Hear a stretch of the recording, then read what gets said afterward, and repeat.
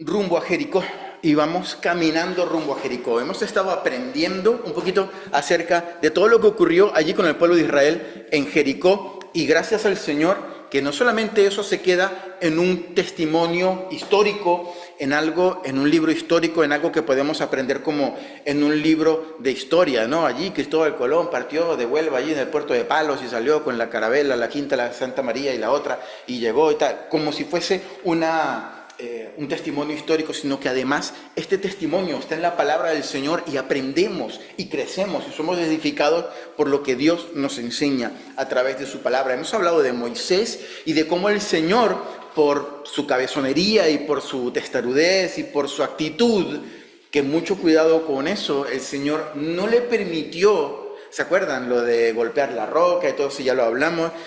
No le permite entrar a la tierra prometida sino verla de lejos.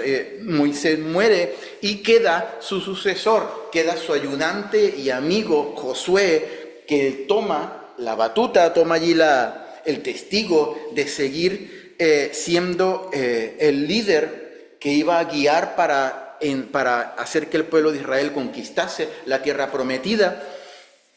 Y Josué no solamente gozaba del respaldo divino, sino también del respaldo del pueblo de Israel. Vieron en él un hombre de guerra, un hombre esforzado y valiente, un hombre que así como Dios estuvo con Moisés, estaría con Josué y lo respaldaron también. Vemos en la palabra, sobre todo allí en el libro de Josué, el respaldo del pueblo de Israel, del ejército de Israel para con Josué, ¿no? Y la semana pasada cerrábamos hablando pues con el tercer mensaje de rumbo a Jericó, acerca del arma secreta que Dios le da, esa estrategia que Dios le da a Josué para que pueda llevar a cabo la empresa tan complicada que Dios había puesto en sus manos, ¿no? Josué era un hombre de guerra y lo que estaba a punto de desatarse, a punto de darse, eran grandes batallas con pueblos que tenían ejércitos bien consolidados. Y el pueblo de Israel pues venía de 40 años caminando por el desierto, poco entrenamiento militar tendrían, poco tiempo y poca inversión, porque tendrían muy poco Producto Interior Bruto como para poder coger una partida de dinero y dársela a la parte militar, ¿no? Para crear pues armas y toda la cosa. Poco tendría de parte bélica, ¿no? Pero lo que sí tenía pues era esa promesa y esa esperanza de parte de Dios de que Dios le iba a dar esa tierra y bueno, pues estarían preparados para dar allí lo mejor de ellos. Pero poca cualidades bélicas y sobre todo Josué, que aunque era un hombre de guerra, el Señor le da esa estrategia, pero no le da una estrategia que tenía que ver con algo de guerra, ¿no? Con alguna cualidad bélica o una estrategia de guerra, datos de inteligencia militar o destreza para manejar la espada o el arco y la flecha o qué sé yo, ¿no? Sino que era un mandato.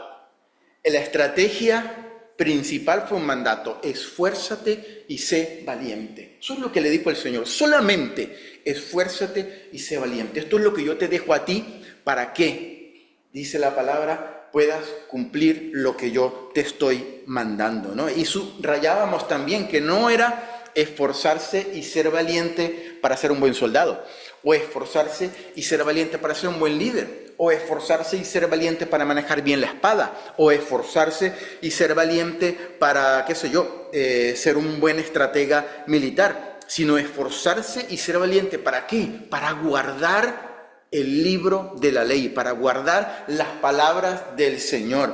Mira que te mando que te esfuerces y seas valiente, no temas ni desmayes, porque yo estaré contigo, ¿no?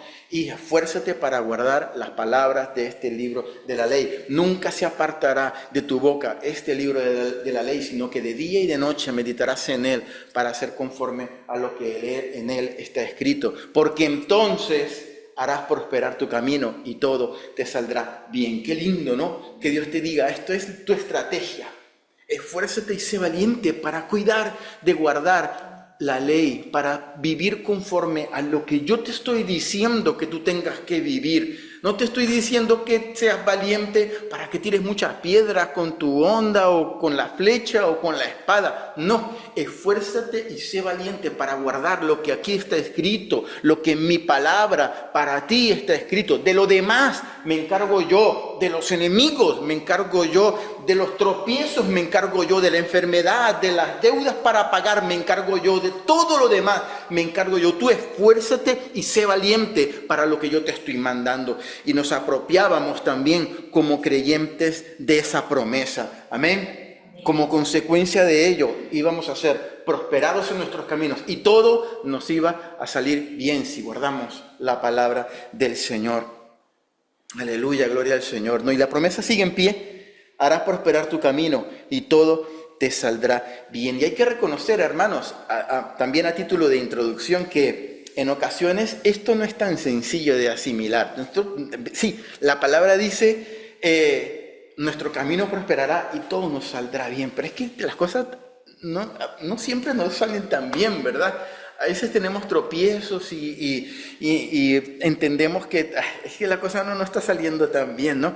Pero hay una promesa. Si yo guardo la palabra, si me esfuerzo y soy valiente para guardar la palabra y que nunca se apartará de mi boca la palabra del Señor, sino que de día y de noche meditamos en ella, entonces nuestro camino será prosperado y todo nos saldrá bien. Es que es una promesa de Dios, es una promesa divina. Y tenemos que recordar que todas estas palabras que Dios ha dejado plasmada en su palabra, valga la redundancia, sirven para edificar nuestras vidas, para corregirnos, para ayudarnos, para instruirnos, para confrontarnos también, ¿no? Hermanos, y esto es algo personal que quiero compartir con vosotros en esta mañana, cuando mis hijas estaban pequeñas, cuando Amanda y Valeria era pequeña, yo a veces pensaba, bueno, va a llegar el momento en que mis hijas me van a poner un poco en dificultad cuando me hagan esas preguntas complicadas que suelen hacer los hijos, ¿no? Estas preguntas incómodas, ¿no? Y cuando las niñas me preguntan, papá, ¿y cómo vienen los bebés? Y papá, ¿por qué tú haces de pie y nosotras tal? ¿Y por qué tú tienes esto y nosotros tenemos aquello y tal? Y ese tipo de cosas, ¿no? Tengo que reconocer que esas preguntas han pasado, ¿no? Y he tenido que responderlas, ¿no? Tanto pues su madre como yo. Sin embargo, todas estas preguntas, hermano, muchas veces se han quedado como un juego de niños con algunas preguntas que me han hecho Amanda y me ha hecho Valeria. Que no tienen que ver con sexo, sino que tienen que ver con la Biblia, porque ellas escuchan lo que se predica aquí y salen para la calle y leen, ellas leen su Biblia y salen y a veces me dice, papá, mira lo que dice aquí, ¿y por qué tú crees que pasa esto? Y a veces me hacen unas preguntas que tengo que reconocer que son súper complicadas de responder. Esta semana iba caminando con Valeria y ella me preguntó, papá, ¿tú estás de acuerdo con todo lo que dice la Biblia? Algo así me preguntaste, ¿verdad?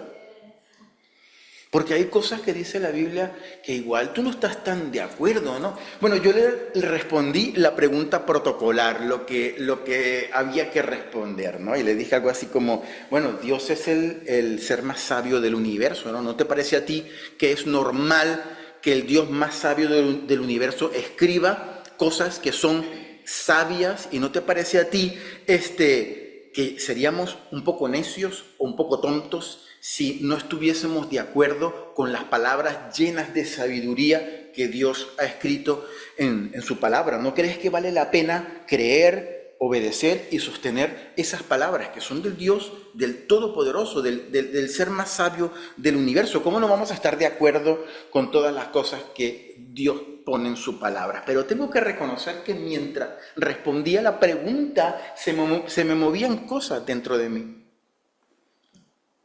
Se me movían en mi interior algunas cosas, ¿no? Y otra vez me salió el Terminator, ¿no? O sea, se me puso toda la vista así en rojo como el Terminator y me salían así los versículos bíblicos.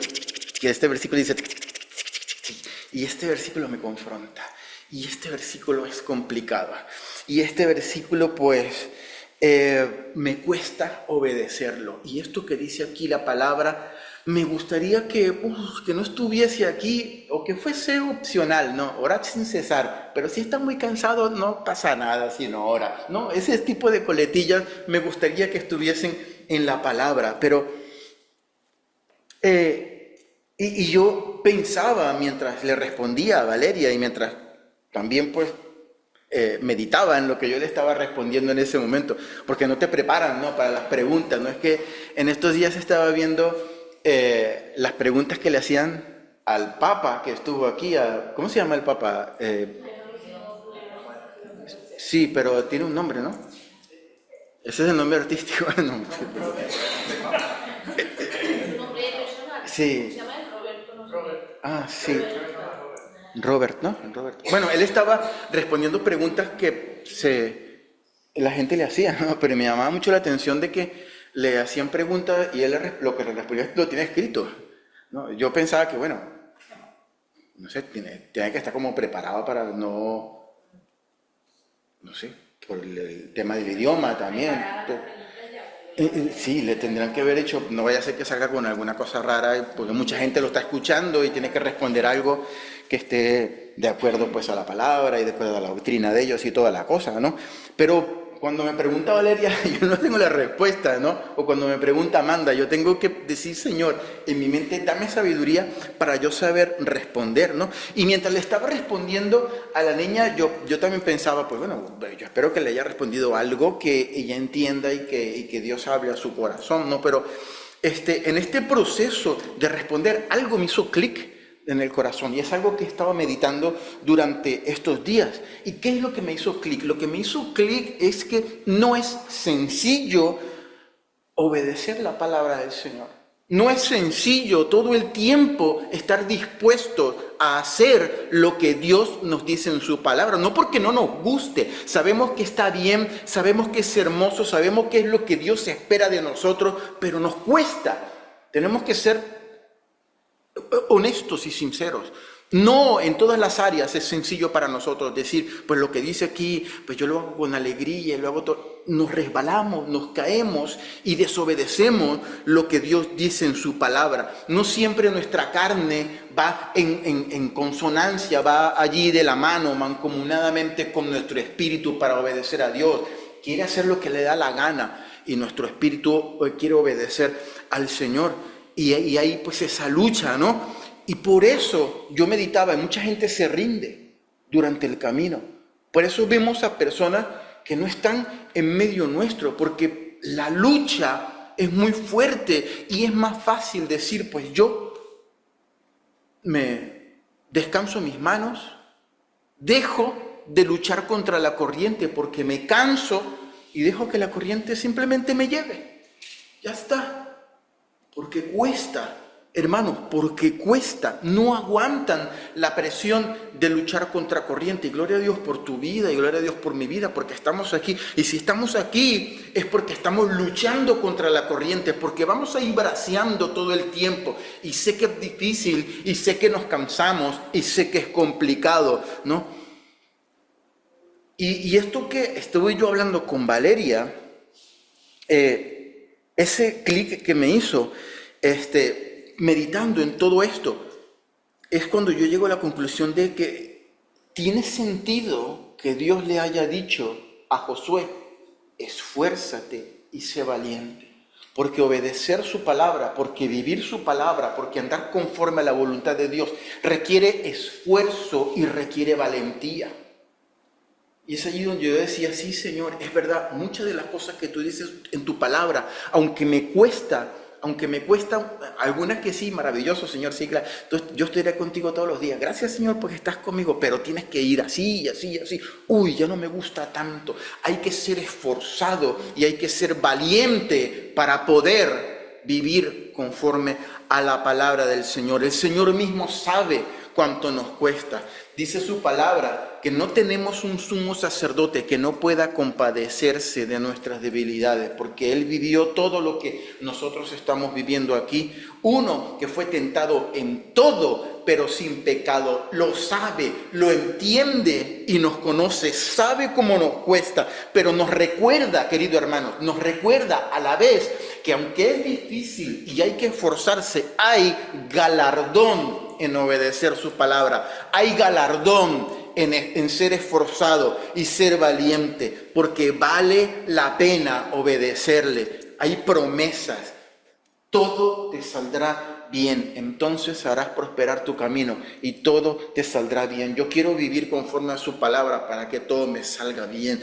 Yo no estoy hablando de la salvación, no estoy hablando de que nos vamos para el infierno, para el cielo. Estoy hablando de que en esta vida, en este caminar con Cristo, yo quiero que todo me salga bien, de verdad. Yo quiero que en mi trabajo me salga bien, que las cosas con mis hijas me salgan bien, que en mi familia, con mi esposa, las cosas me salgan bien, que cuando me pongo en la casa a hacer algo me salga bien, que cuando haga la comida, que ahora tengo que llegar a hacer la comida, también me salga bien y no se me queme, que todas las cosas me salgan bien. Yo quiero vivir conforme a la palabra del Señor, pero nos tenemos que esforzar y tenemos que ser valientes. No es sencillo, de ahí la estrategia. Esfuérzate y sé valiente. Y Josué y su ejército se comienzan a preparar para pasar por el Jordán. Volvamos otra vez, si tienes en tu Biblia allí, por lo general tenemos un mapa de Palestina, de la tierra de Israel. Entonces vamos a ver que es una franjita así, que tiene por aquí, pues, por la parte este, hay una tierra grande, hay un río que baja longitudinalmente, que es el Jordán, ¿no? Y hay otra parte, en la parte oeste, que es la que da al mar Mediterráneo, ¿vale? Josué 1, capítulo 10. Vamos a retomarlo un poquito de donde lo dejamos la semana pasada. Josué 1, capítulo 10.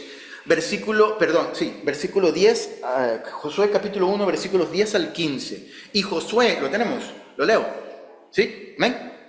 Y Josué mandó a los oficiales del pueblo diciendo: pasad por en medio del campamento y mandad al pueblo. Ok, aquí tenemos un guerrero, un líder llamando a los oficiales principales y vayan por las calles del campamento. El campamento probablemente pues era la parte que habían puesto los soldados y los que estaban peleando, que estaban delante protegiendo al pueblo, ¿no? Allí en su campamento de guerra. Y les dijo: preparaos comida, porque dentro de 3 días pasaréis el Jordán. Tenían que pasar de la parte este a la parte oeste a través del río Jordán, que estaba atravesado allí, que era un río que tenía pues cierto caudal. ¿Para qué? Para entrar a poseer la tierra que Jehová, vuestro Dios, os da en posesión. ¿Vale? Teníamos que poner en práctica eso que Dios les había dicho. Versículo 12. También habló Josué a los rubenitas, a los gaditas y a la media tribu de Manasés, diciendo: acordaos de la palabra de Moisés, siervo de Jehová, que os mandó diciendo: Jehová, vuestro Dios, os ha dado reposo. Ojo con esto. Y os ha dado esta tierra. Vuestras mujeres, vuestros niños y vuestros ganados quedarán en la tierra que Moisés os ha dado a este lado del Jordán.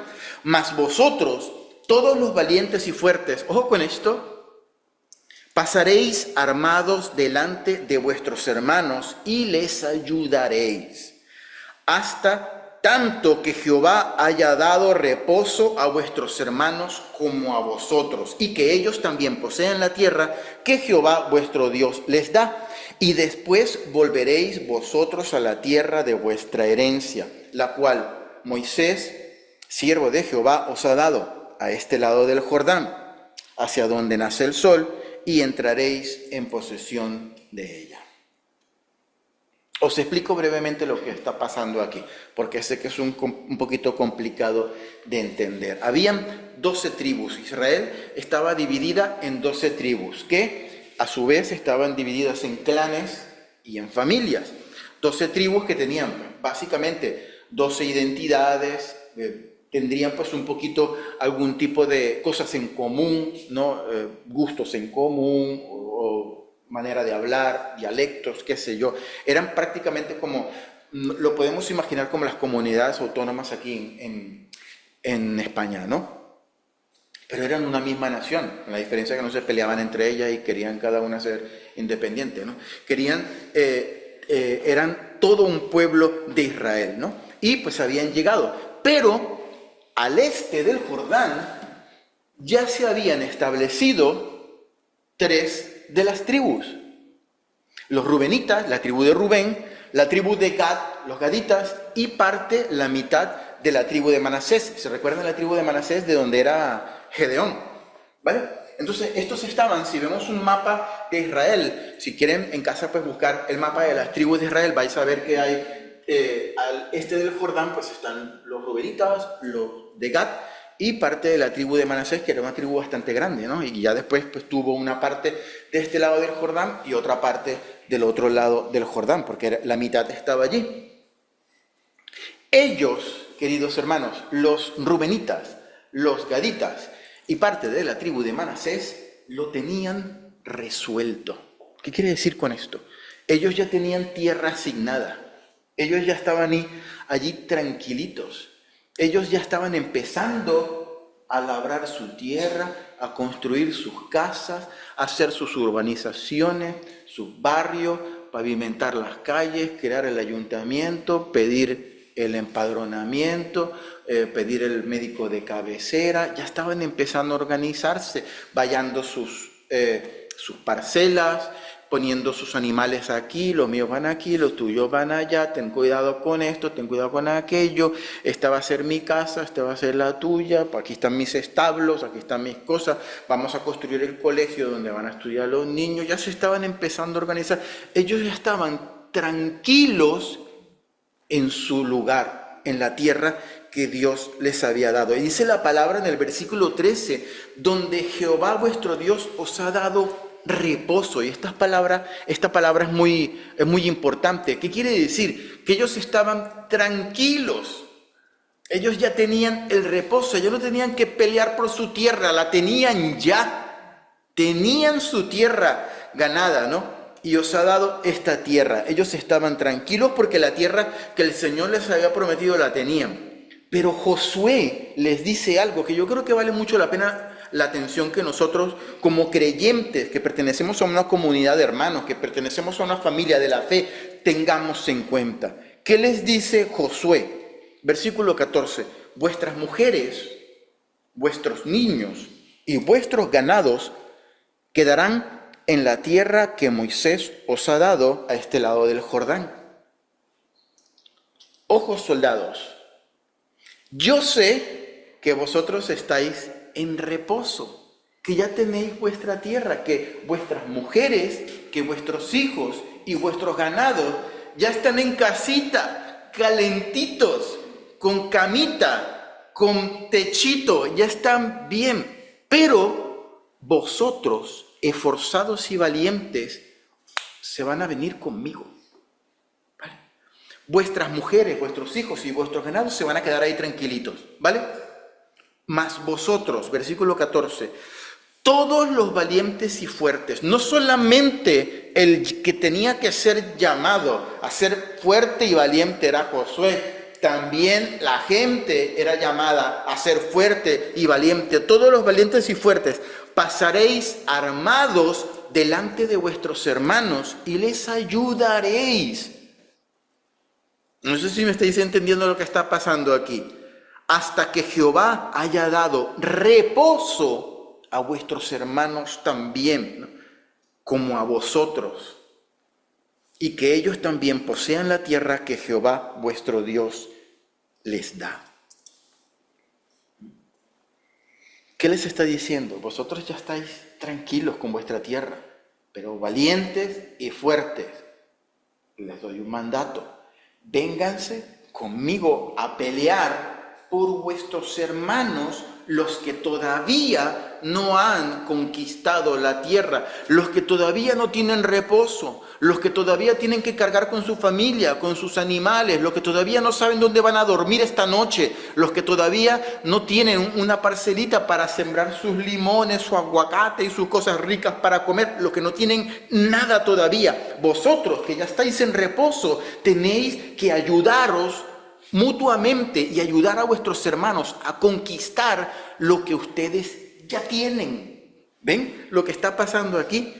Valientes y fuertes, que ya estáis tranquilos, que tengáis vuestra vida resuelta, lo sé que es así, que ya has recibido la promesa, yo sé, tenéis un compromiso con vuestros hermanos, de ayudarles a conquistar la tierra que todavía ellos no tienen. Y a mí me parece, hermanos, que esto es un ejemplo muy lindo, que esto es un ejemplo maravilloso de cómo los hermanos en la iglesia, que hayamos superado ciertos obstáculos en la fe, que tengamos ya resueltas ciertas cosas en nuestra vida. No te voy a decir que todo, porque todos llevamos cosas a cuestas que tenemos que ir resolviendo, pero todos vamos con niveles espirituales diferentes y hay cosas en la vida de la fe que hemos logrado superar y que hay áreas en nuestras vidas que las tenemos controladas, que las tenemos bendecidas y en las que Dios nos ha dado reposo.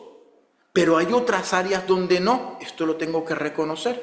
Y hay hermanos en la fe que todavía no han conquistado esas áreas en su vida. Hay hermanos en la fe que necesitan ese reposo en donde nosotros ya hemos llegado, por decirlo de alguna manera, que tienen un nivel de espiritualidad diferente, que tienen un nivel de conocimiento del Señor diferente. Tenemos como creyentes ese compromiso, hermanos, también de luchar. Nosotros, los que estamos aquí, de ser esforzados y de ser valientes para con aquellos hermanos que tengan esa necesidad, que estén luchando por alcanzar esa promesa, que tal vez nosotros ya las tenemos alcanzadas. Sí, es verdad, nos quedan más promesas por alcanzar, nos quedan más territorios por conquistar, pero hay promesas o hay territorios que ya hemos conquistado y que hay otros hermanos que no, y necesitan de nosotros. Y no podemos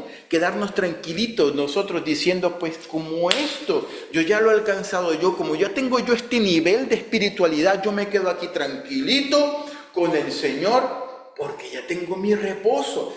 No, el Señor nos dice, tú que tienes ese nivel de espiritualidad, tú que tienes esto que ya has alcanzado, tú que estás en reposo, el reposo se acabó. El reposo es que tú tienes que tomar las armas y ayudar a tus hermanos que no han alcanzado ese nivel de espiritualidad, que necesitan tal vez la palabra tuya, el mensaje tuyo, la llamada telefónica, la oración tuya. Ven para acá, hermano, que voy a orar contigo. Ven para, ¿qué necesitas, hermano? ¿Necesitas esto? Pues yo te lo puedo ayudar, yo te lo puedo dar, yo te puedo compartir algo. ¿No tienes para esto? Pues te lo ayudo, pues de alguna manera. Eso es lo que Dios nos está llamando en esta mañana. Recordemos interceder por nuestros hermanos, queridos hermanos, por favor, que estén pasando por dificultades. Ser esforzados y valientes para renunciar tal vez a un rato de nuestro reposo, de nuestro tiempo libre, de nuestro tiempo de esparcimiento y dedicárselos a nuestros hermanos, una llamadita telefónica, un mensajito. Vamos a orar, hermano, te llamé porque sé que necesitas oración. Vamos a orar tú y yo, no cuesta nada, 10, 15 minutos, ¿verdad? Una oración junto con ellos, una palabra de ánimo. Abre tu Biblia, Señor, yo quiero darle una palabra de parte tuya a este hermano o a esta hermana que está pasando por este momento, que lo sé. Y el Señor va a poner esa palabra en tu corazón. Un mensajito de WhatsApp recordándole, hermano, estoy contigo, estoy orando por ti. Aunque no te respondan, porque a veces yo lo hago y ni me responden, no me responden después de una semana o algo así. Pero no pasa nada, no pasa nada. Recuérdase lo que estás allí. Tú que estás en ese reposo, tú que lo puedes hacer. Lucha también por el hermano, lucha también por ese que no ha alcanzado eso. Para estos esforzados y valientes, que ya tenían a sus familias instaladas en la tierra prometida, era un compromiso, ¿no? Era una manera de decir, esta guerra, aunque yo ya lo tengo resuelto, es mía todavía. Esta guerra todavía me pertenece a mí, ya que mis hermanos, mi familia en la fe, los de las otras tribus, todavía no han conseguido ese reposo que yo ya he conseguido. Todavía están peleando por lo que necesitan, por la promesa divina. Y aunque yo la tengo ya, voy a sacrificar parte de mi vida para luchar con ellos hasta que la alcance. Amén. Primera de Juan capítulo 3, versículos 16 y 18. Vamos a hacer un paréntesis aquí. con Juan, primera de Juan, y esto lo leímos cuando estuvimos viendo los enestos de Juan. Primera de Juan, capítulo 3, 16. Como Juan 3, 16, pero con primera. Primera de Juan 3, 16 al 18. Amén. En esto hemos conocido el amor. ¿En qué hemos conocido el amor? En que Él puso su vida por nosotros. También nosotros debemos poner nuestras vidas por los hermanos. Así funciona la comunidad, la iglesia. Pero el que tiene bienes de este mundo, de cosas de aquí que necesitamos, no son tesoros en el cielo, no es salvación, no es cosas espirituales, no, el que tiene cosas de aquí y ve a su hermano tener necesidad y cierra contra él su corazón, ¿cómo mora el amor de Dios en él? Hijitos míos, no amemos de palabra ni de lengua, sino de hecho y en verdad.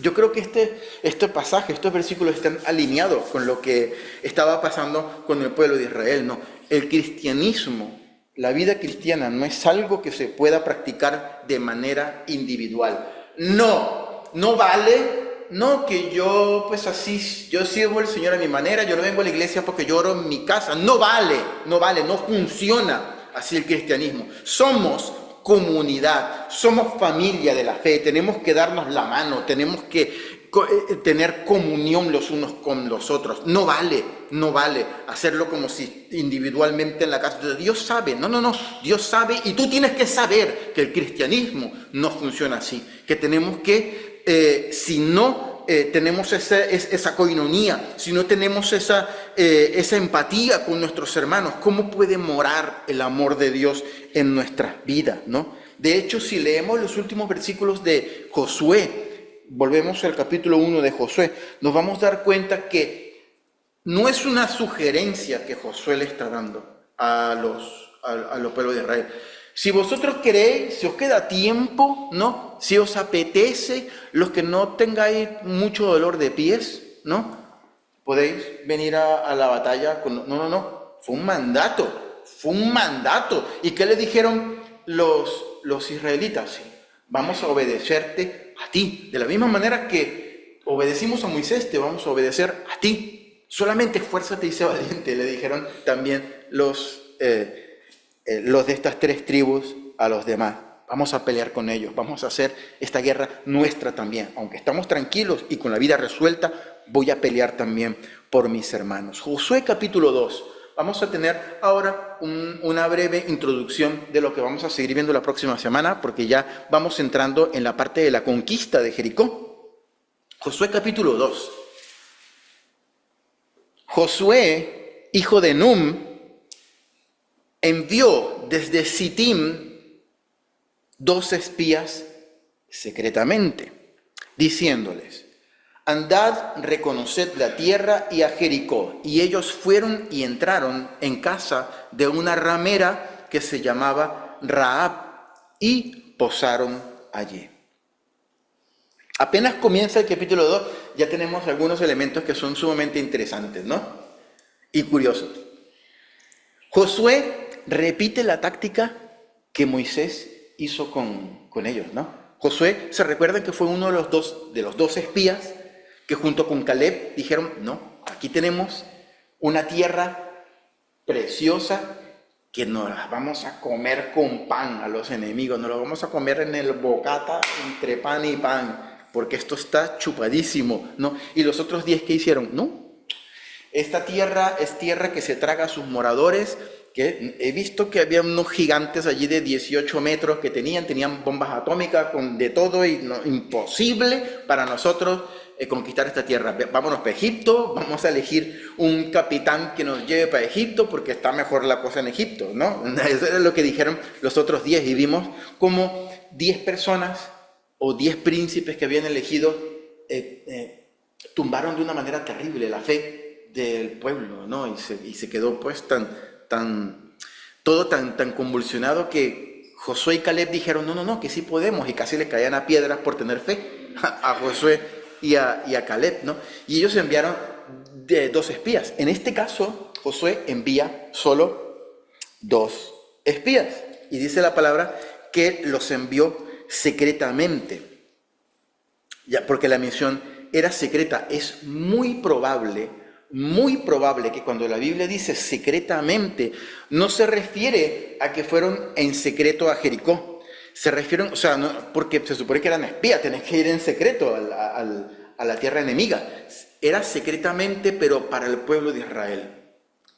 Hay comentaristas que están de acuerdo con esto, que era una misión secreta, pero que no se enteraran el pueblo de Israel que estaban haciendo un reconocimiento de la tierra. Todo esto ocurrió en los 3 días que leímos al principio, que les dijo Josué, vamos a prepárense los bocadillos porque dentro de 3 días vamos a entrar a Jericó. Y la misión era secreta. Y es muy probable que ese secreto haya sido, como lo he compartido antes, respecto al pueblo de Israel. Josué ya había vivido en carne propia lo que había ocurrido con los otros 10 espías que hablaron mal. Y dijo, pues yo no me voy a arriesgar a que a un reporte que no sea favorable me tumbe la fe aquí del pueblo. Entonces, vamos a ver qué dicen estos cuando regresen, ¿no? Vamos a ver qué pasa, ¿no? Y creo yo también a título personal que estos 2 espías fueron elegidos por Josué de manera selectiva. Creo que Josué los conocía, creo que sabían cómo era su fe, y los indicó y les dijo, pues, id, porque yo os conozco y que vais a reconocer bien la tierra, ¿no? Y Josué mismo, pues recordamos, formó parte de la primera comitiva de espías, ¿no? Pero estos 2 espías fueron y se metieron en la casa de una prostituta, de una ramera, de Rahab. Y yo creo que una pregunta legítima es, ¿por qué se fueron a meter precisamente en un prostíbulo? Era un burdel, un puticlub, como se dice aquí, ¿no? Era eso, un lupanar, como lo queramos llamar. Yo creo, hermanos, que todo se debió a una estrategia de guerra, a una estrategia, ¿sí?, de inteligencia militar. En estas ciudades donde no existía el temor de Dios, estos lugares, estos prostíbulos eran de fácil acceso y estaban bien señalizados. Hace unos años estuve en Pompeya, las ruinas, ¿se acuerdan conocen las ruinas de Pompeya, ¿no? Esa ciudad allí del sur de Italia que quedó sepultada por la erupción del Vesubio, del volcán, hace pues muchos años, ¿no? Y pues los arqueólogos a punta de brochita, brochita, han ido descubriendo toda una gran ciudad. Y pues podías caminar por lo que anteriormente estaba cubierto y eran las calles de la ciudad. Y en las calles de la ciudad se podían ver unos grabados que tenían la dirección de donde era el lupanar, el prostíbulo. Pues dicho sea de paso, eran unos grabados bastante explícitos de unas imágenes que no te dejaba duda de dónde estabas señalizando y qué era lo que ibas a ir a buscar allí, ¿no? Hoy en día tampoco es muy diferente, ¿no? Hoy en día pues tú ves estos lugares de estos prostíbulos y estos clubes, ¿no? Y suelen ser lugares muy conocidos, ¿no? Aquí teníamos uno hace poco, ¿no? que creo que ya no funciona, no sé, allí a la salida, ¿no? Y eran pues, suelen ser con muchas luces de colores, ¿no? Y con flechitas y con luces de varios colores, ¿no? Y bueno, eso es lo que me han dicho.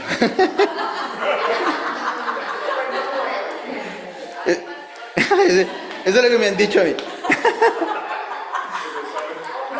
Y no era extraño que eso llamara tanto la atención. Entonces, si tú eres, en principio no se enviaron 12 porque 12 espías hubiesen cantado mucho, ¿no? Imagínate 12 extranjeros que llegaran ahí a Jericó. No, que estamos viendo, somos turistas. No, pero 12 espías que hayan llegado a la ciudad, no era del todo extraño que llegaran 12 espías y hayan querido pues ir a un lugar de estos. Y yo pregunto, pero ¿dónde está aquí el club y tal que queremos ir a, pues, allá a conocer pues alguna chica cananea de caderas inquietas y moral distraída, ¿no? Para poder pasar un rato ahí con ella. Eso no era de todo una locura, aunque incluso si eran judíos, si eran de Israel, porque vamos a estar claros, era Jericó, era una ciudad fortificada y tenía su ejército y tenía sus cosas.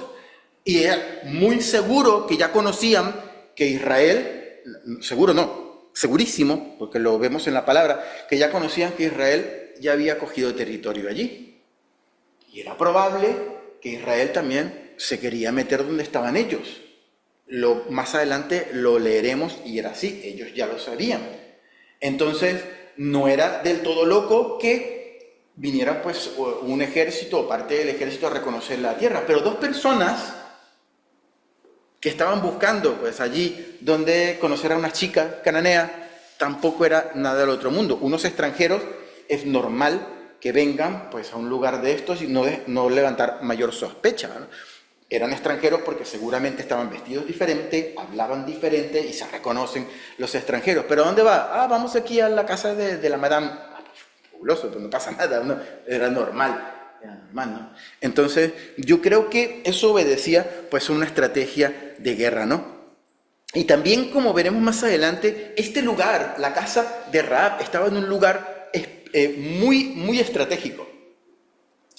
En un lugar muy estratégico, y no solamente en un lugar muy estratégico, sino también era muy probable es muy probable que tuviese los medios para que muchos hombres se pudieran escapar de manera secreta, ¿no? Imagínate que esté allí y ahí llega la esposa con la sartén en la mano. Yo sé que estás allí, desgraciado. No, es muy probable que hayan tenido los medios para, no solamente para hacer que las personas se escaparan, los hombres, sino también para esconderlo. No, aquí no hay nadie. No, que sí. Es muy probable que haya ocurrido así. Y era el sitio ideal para que estos dos espías pudiesen llegar. Es una conclusión mía, la Biblia no lo explica, pero creo que tiene todo el sentido del mundo, ¿no? La protagonista de esta historia es una mujer llamada Rahab. Era una prostituta, aunque hay algunas escuelas rabínicas que han querido disfrazar el hecho de que esta mujer no era una prostituta, sino que era una especie de persona que llevaba pues una casa de alojamiento, ¿no? No sé cómo se puede llamar eso, ¿no? Pero no, la palabra que se utiliza en el hebreo es la palabra para una persona que tiene una vida comprometida moralmente en el aspecto sexual, ¿no? Prostituta, una prostituta en toda regla. Es muy probable, hay muchas personas que creen que Rahab era una madame, o sea, como una encargada, ¿no? de ese lugar, de otras mujeres y todo eso, ¿no? Era la responsable o la encargada. Pero esta mujer, llamada Rahab, llegó, aún siendo una prostituta, aún siendo cananea, extranjera. Es muy probable, queridos hermanos, es muy probable, no, hay testimonio bíblico que llegó a significar para Israel algo muy importante. Incluso le valió un lugar dentro del nacimiento del Mesías de Israel, de Jesucristo, por lo que hizo, y veremos la próxima semana. Amén. Entonces te animo que no te pierdas la próxima semana la historia de Rahab, porque va a estar súper interesante y el Señor seguramente va a hablar a nuestro corazón. Vamos a orar. Señor, te doy gracias por tu palabra, gracias por lo maravilloso que tú eres, gracias, Señor, porque tú nos hablas.